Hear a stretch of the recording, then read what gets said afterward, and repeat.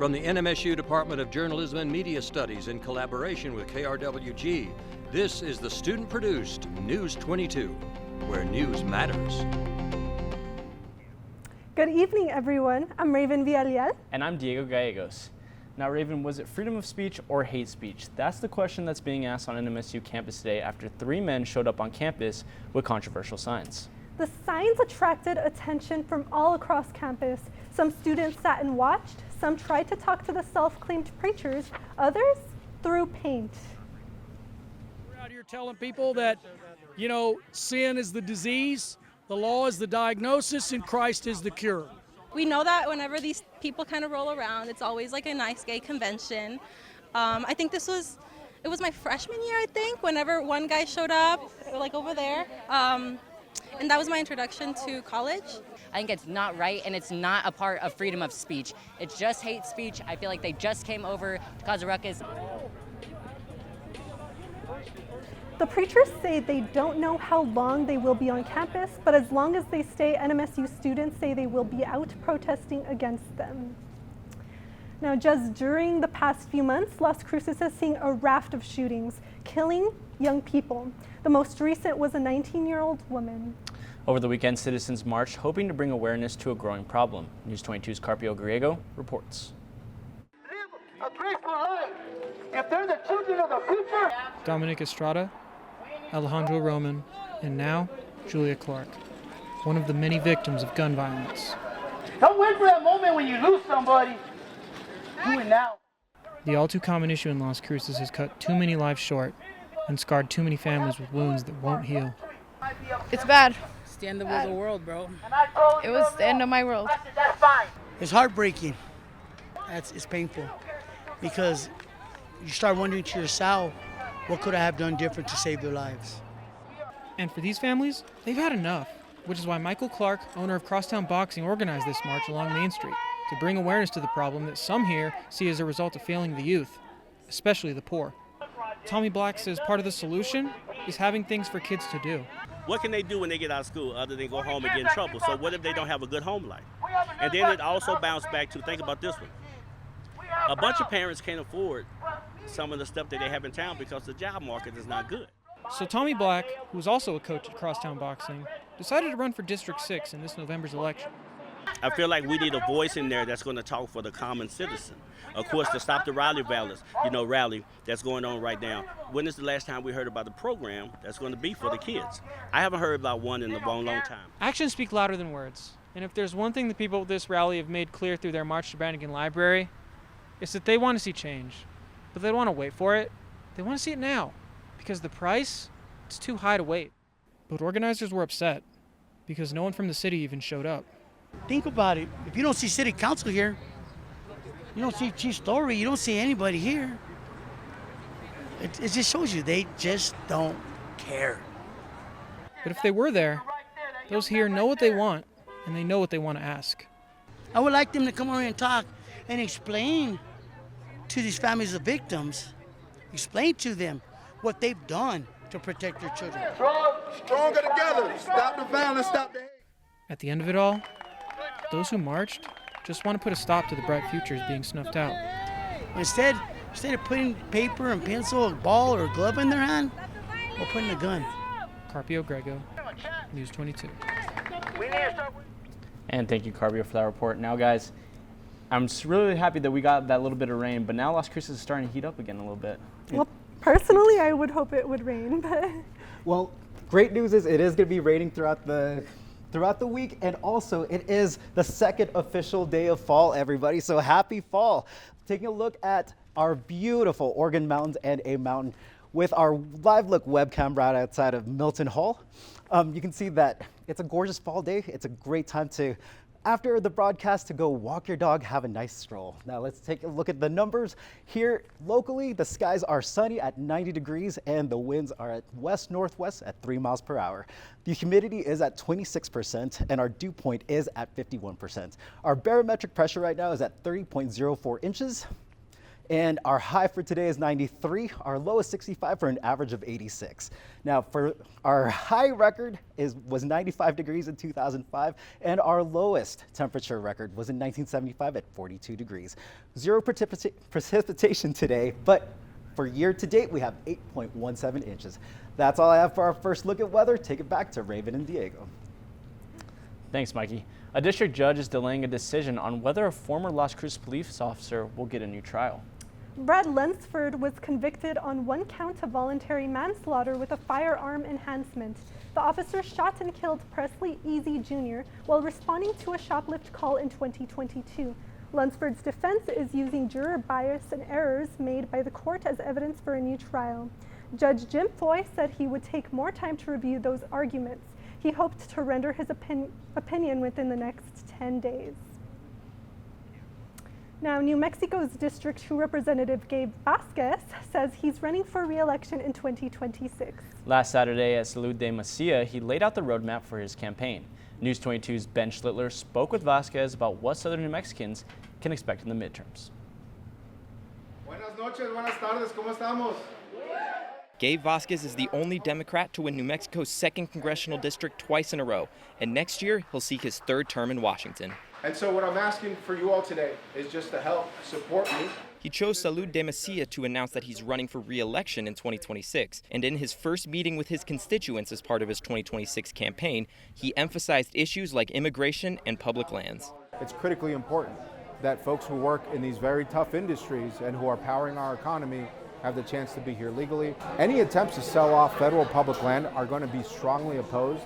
Vasquez emphasized that his campaign will focus on immigration and public lands. One thing he didn't mention during the meeting, though, was Project Jupiter, the controversial data center set to be built in southern New Mexico, which left some voters leaving a little unsatisfied. Some supporters wish Vasquez would have commented on the $165 billion development, one of them being Delano Quinn. So I wanted to hear what he thought about how that would impact water and the systems that are necessary for it to be successful. Despite this, she's still optimistic about the future and is ready for whatever comes next. And I think we need to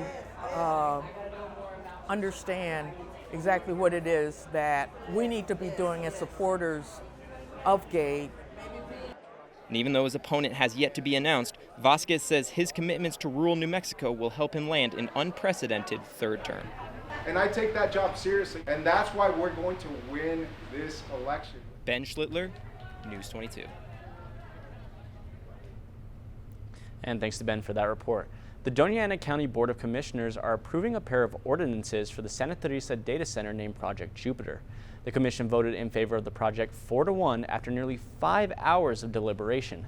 The project is designed to support increasing demand for artificial intelligence. Growing concerns for the project include the 10 million gallons of water that will be needed for construction. Construction could begin this year, and developers hope it will be complete by 2028. And stay tuned because Mikey will be back with your national weather forecast.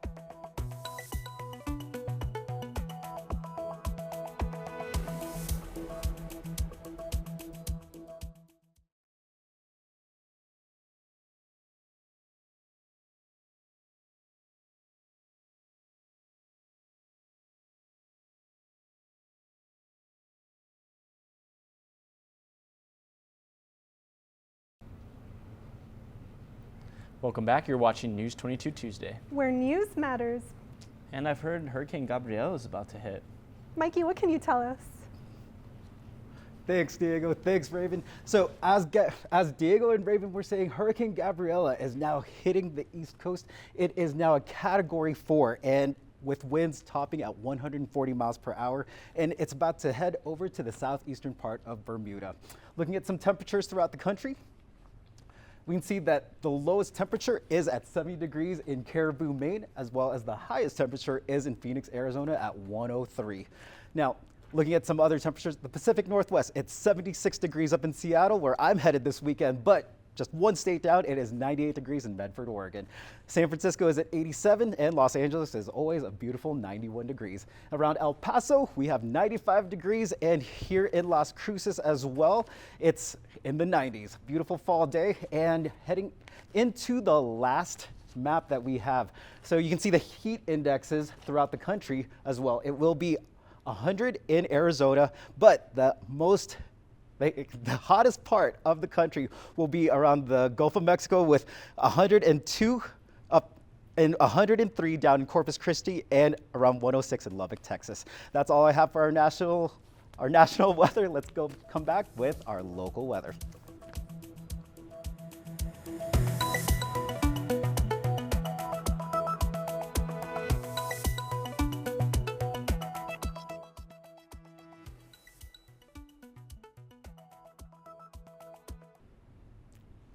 Welcome back, everybody, to News 22 Tuesday. Let's look at some temperatures and some numbers throughout the state. In Farmington, it is 69 degrees. In Santa Fe, it's 67. In Gallup, it's 68. And in Albuquerque, it's 76. In Clovis, it's 76 as well. And in Socorro, it's 74. Just down in Ruidoso, it is 68 degrees. And in Roswell, it's a much warmer 84 degrees. Now, down south in Deming, it's 86, as well as in Las Cruces. For tomorrow, up in Farmington, it's going to be 72 degrees, as well as 72 degrees in Santa Fe. Albuquerque, 78, and Gallup at 80 degrees. Clovis will be 82 degrees. Socorro will be 82 degrees, and in Ruidoso, it is 69 degrees. And in Roswell and in Deming and Las Cruces, we are in the upper 80s. Now in Alamogordo, it is 72 tonight with clear skies, as well as tomorrow it will be clear skies as well with a high of 85. In Truth or Consequences, clear skies as well, 71 degrees, and tomorrow clear skies with 84 degrees as our high. In Silver City, it is 65 degrees with clear skies and 82 degrees with a high, and clear skies as well for tomorrow in Silver City. And for us in Las Cruces, tonight 76 degrees. Tomorrow we are going to have some sun and some showers, and it will be a high of 86 degrees. Aleka Darko is next with sports. Thanks, Revy. Coming up in sports, it was a rough weekend for NMSU volleyball. You can toss that remote because News 22 Sports is next.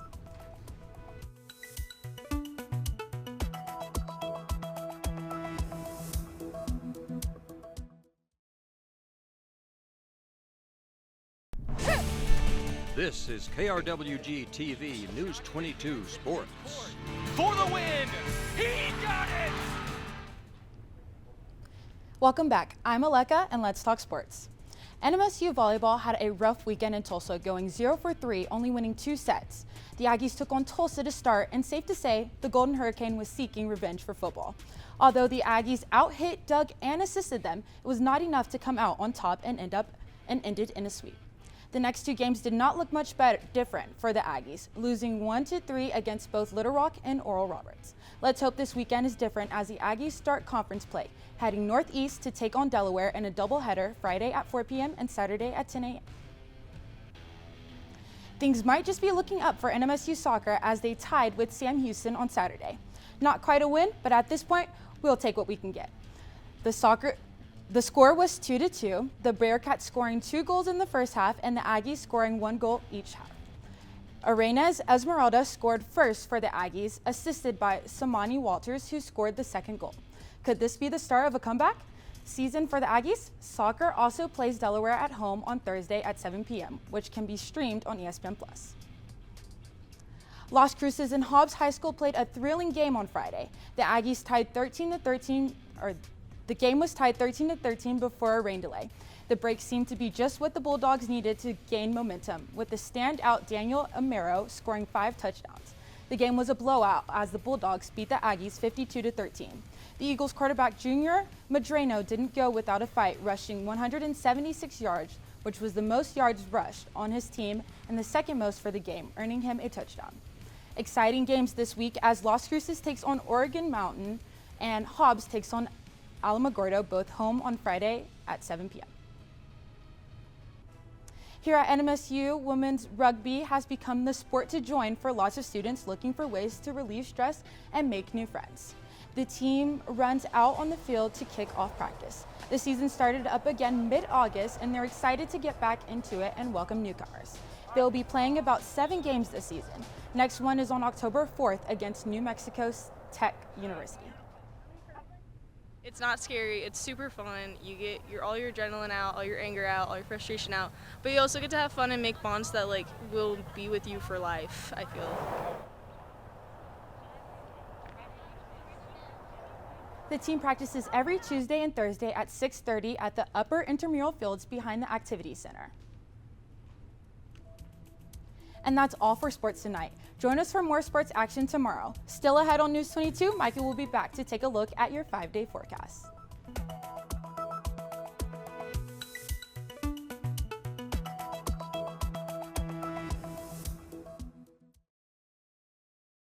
Now, Mikey, what are we looking at locally? What a great way to kick off fall. So in the next 5 days, we're going to be in the 80s and the 70s with a mix of sunny skies and rain, and 61 degrees as our low. And on Sunday, it's going to be a low of 55, so it's definitely going to feel like fall. And that's it. Thank you, Mikey. That's all for News 22 Tuesday. Thank you, everyone, for joining us tonight. Tune in tomorrow night for more news, but don't go too far because Saturday is next with Noticias 22 in Español. I'm Diego Gallegos. And I'm Raven Villarreal, and from the whole News 22, Diego, Mikey, Aleka, and myself, have a good night.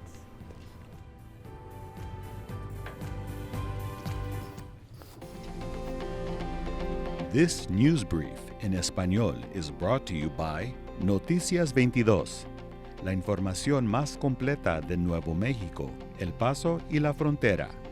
Noticias 22. Buenas tardes, les saluda Zaira Sánchez Aguilar y estas son las breves de hoy con Noticias 22. ¿Libertad de expresión o expresiones de odio? Esa es la pregunta que muchos estudiantes de NMSU se están haciendo hoy. 3 hombres, refiriéndose a sí mismos como predicadores, se ubicaron frente al centro Corvette con cartulinas polémicas, atrayendo atención de estudiantes y empleados de la universidad. Algunos solo observando, otros intentaron hablar con ellos, mientras que otros expresaron su rechazo arrojando pintura. Según los predicadores, se refieren al pecado como una enfermedad, afirman que la ley es el diagnóstico y Jesús es la cura. A pesar de su mensaje religioso, varios estudiantes consideran que sus palabras no promueven el diálogo, sino que incitan al odio. El grupo The Official Street Preachers no saben cuánto permanecerán en el campus, ya que están visitando otras universidades a través del país. Sin embargo, algunos estudiantes han afirmado que continuarán protestando contra ellos. Un juez de distrito retrasa el nuevo juicio del exagente de policía de las Cruces, Brad Lunsford. Lunsford fue condenado por un delito de homicidio voluntario por uso de arma de fuego. El agente disparó y mató a Presley Easy Jr. mientras respondía a un llamado por un robo en una tienda en 2022. La defensa de Lunsford está utilizando los errores cometidos por el tribunal como pruebas para un nuevo juicio. El juez Jim Foy espera emitir su opinión en los próximos 10 días. Muchas gracias, eso ha sido todo por mi parte. No olviden seguirnos en nuestras redes sociales, nos encuentran como NMSU Noticias 22. Bonita noche.